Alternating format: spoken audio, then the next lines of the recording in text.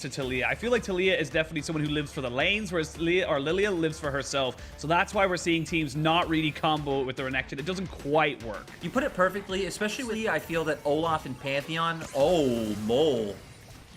I think Forge is dead. Yep, Forge is dead, but he will just flash forward and get himself the gold card down onto Mole levels. And Weiwei is going to be able to make that advantage grow and grow with the way the jungle camps work. They are just still sticking around. There's actually a little bit of a bait here from the side of Rogue Warriors to go all the way in. They're trying to take down PP God, and they will. Gold card has landed. Much more available to make plays. And speaking of making plays, they're going to force the flash out of Trigger, but there is no flash onto PP God.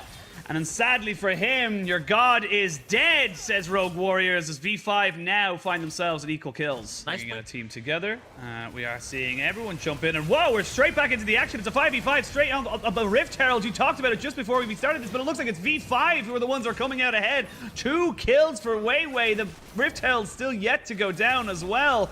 Oh, disaster for Rogue Warriors. How did it happen? Buddy, you need a dive buddy for it to make to really have its, you know, full effect, especially with the ultimate. It's also now, you know, 4 people on the top side. You can drop Rift Herald here, give all this yummy golden plates to Trigger, and that's a Kai'Sa who's now getting. And yeah, overall, it was just a massive win for V5. Oh god, big win, and oh my lord, Forge is getting. So you have Forge, TP down, and you look for a kill on Audi with your 2-man setup. But then, like on our screen, if you ever went for something like that, V5 are just going to win out more on other areas of the map because they're just so much stronger right now. Yeah, with this Rift Herald and Audi off to the backside, he's going to use the explosive cast. Doesn't quite get the angle. Solar Flare doesn't really hit either. Will lose themselves the Rift Herald, but they gain. Be able to start stacking these dragons. And even touching on Weiwei and you hitting on that Gale Force earlier, I really like the buy coming in. I think logically you would be able to justify some kind of Immortal Shield Bow build into what Rogue Warriors have picked, but the fact that he is just so far ahead, he can go for this Gale Force and go for the Asalia ultimate. That can only work when you're doing that into 1, maybe 2 members. Forge cannot do that into the whole team of V5, so the question marks still remain. Still, you know, eventually going to be able to make his way up. He has teleport as well. He's going to commit it here. You can see right now, Rogue Warriors, they have to try and do something, but they're just being turned on. This is a huge amount of CC just being thrown on top of Reheal, who goes down almost instantly. You can't go near this pit. This is not your jungle. This is V5's area of the map, and you have to respect it. This also goes to the fact that V5 have such a good ability to turn between Gragas, Leona, Kai'Sa. They can very easily get onto the members of Rogue Warriors if they try to contest.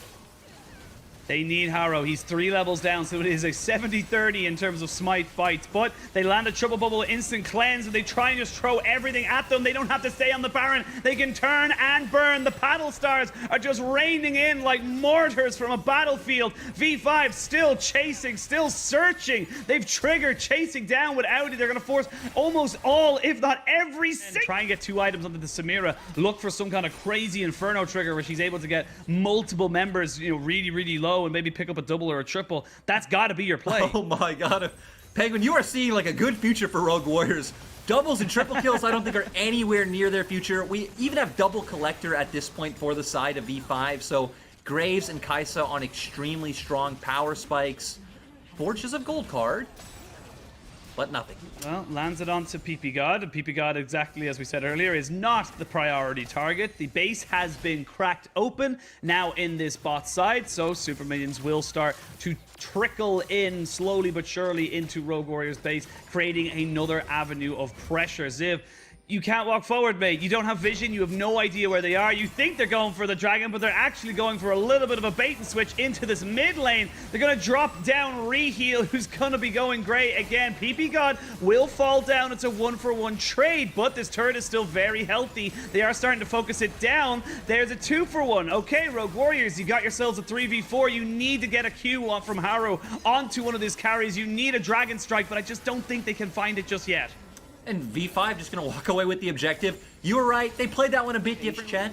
No one really did, so V5 just got antsy and said, hey, let's just go on Reheal anyway. Let's dive Rogue Warriors. They get a kill. They get. I feel like this is do or die. You're at 2 items now. You gotta try to go for something. They're going straight away. The Destiny and the teleport being committed. They have got the Heroes entrance as well. There's going to be a two-man taunt, but a double Sonya's stopwatch for Mole just keeps him alive forever and ever and ever. But it's sadly for the side of Rogue Warriors. You tried. I commend the effort, but you are beaten down. Triple kill for Trigger. He's hunting for the Quadra. He will be able to get it, and that is going to be game 1 to V5. Exceptional performance from the macro and team play coming out from V5, and they're still showing us why they are a top contender this split.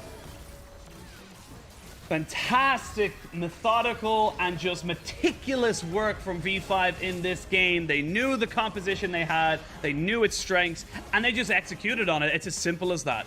It's actually in the soul lanes in the early game, as we see the last pick going to be the Gnar. So for the side of Rogue Warriors, they're going with the Rel, Samira, 2 of our, actually, and Lilia, 3 of our.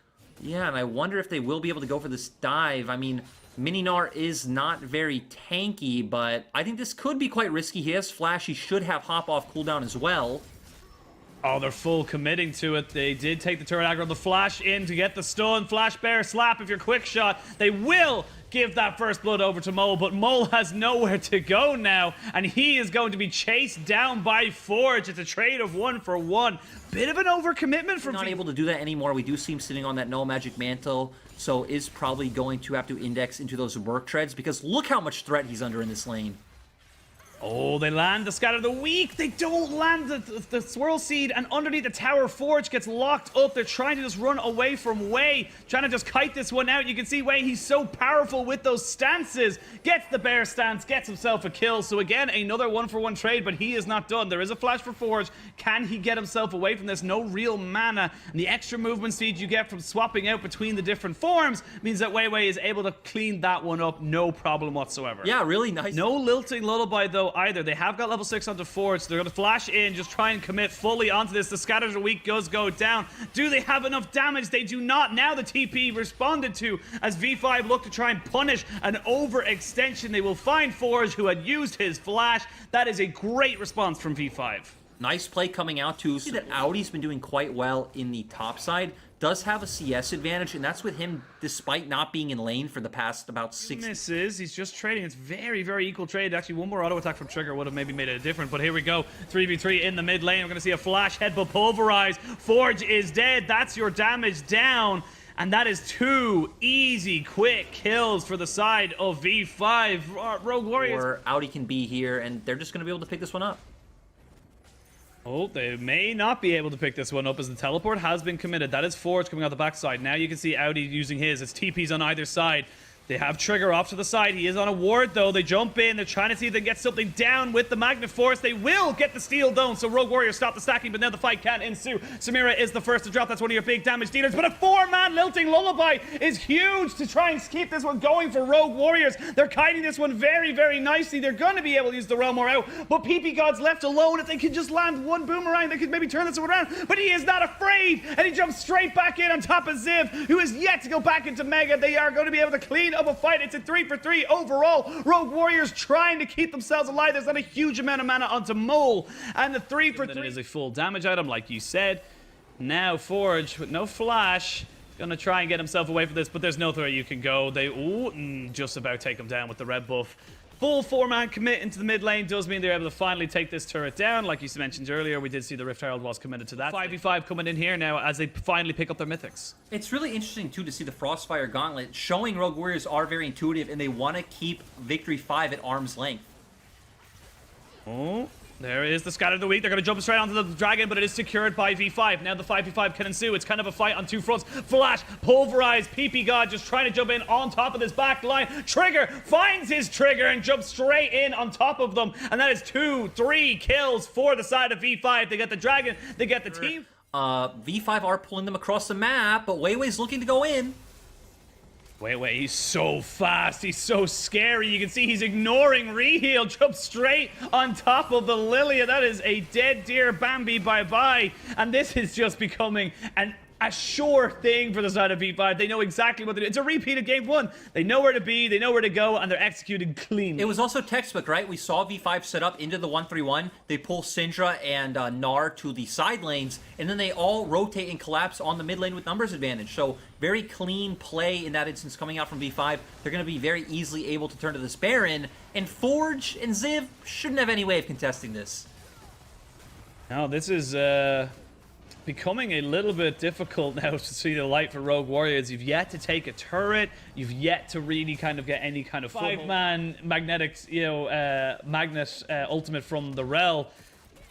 It's a lot of ifs. Easy. It's a lot you're of right. You're right. Penguin. It sounds like every other Tuesday for some of the a scout of the okay. I got excited for no reason. There was a scout of the week onto one person. It was close enough.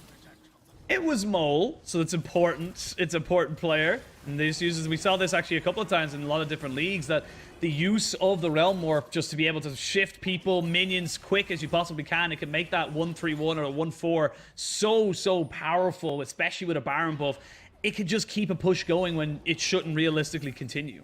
And again, V5 are going to be pulling Rogue Warriors to opposite sides of the map. The Dragon is coming up soon, so they could even just send one member. Doesn't even matter who, whether it's your Renekton, your Kai'Sa, your Udyr. Anyone can go and solo that while the other members of Victory 5 are keeping pressure on the map. And we've talked many times about the awkwardness of just kind of this mechanic of Gnar, how the rage bar is very random and very hard to play around. Ziv walking forward aggressively, hoping to do something, but you know what? It's already gone. It's already gone. Yep, there's nothing really he can take there. There is another Mountain Drake available to Weiwei when he so sees fit. The last 40 seconds of this Baron, they are going to take down the last of... I mean, it's just hard to judge whatever he builds overall this game because they're 12k gold behind. He's not going to be able to have an impact. I think another interesting thing to note in terms of builds, though, is that, you know, we were highlighting Udyr's build being good against double AP and all the movement speed. Running away, to be perfectly honest. It's terrifying. And now... Baron isn't even up. They have total control over this jungle side. You can see them just going for a little bit of a play. Weiwei just jumping straight onto the front line. Well, the Realm Wolf is used. Rel is dead. Double kill for Trigger with Mole adding the third. This is all but over for Rogue Warriors, but V5, they came, they saw, they conquered. Triple kill for Trigger. They're going to try and keep chasing down Michi, who has got the frame perfect on the cleanse, but it does not matter. It's a full house, triple on the double, and V5 going to take a 2-0. And a Bear Man just absolutely running at them causes the end of this game. Great team fight coming out from V5. And this is a sort of decisive win we need to see if V5 still want to be considered a top team. Yep, a great 2-0. There was, honestly, from the 10-12 minute mark, no doubt in either game that V5 were most likely going to be the favors in this particular series. And 2-0, you'll absolutely take that clean as you like. V5 take themselves to 3-1. It's also... It shows how ridiculously ahead they were, that Weiwei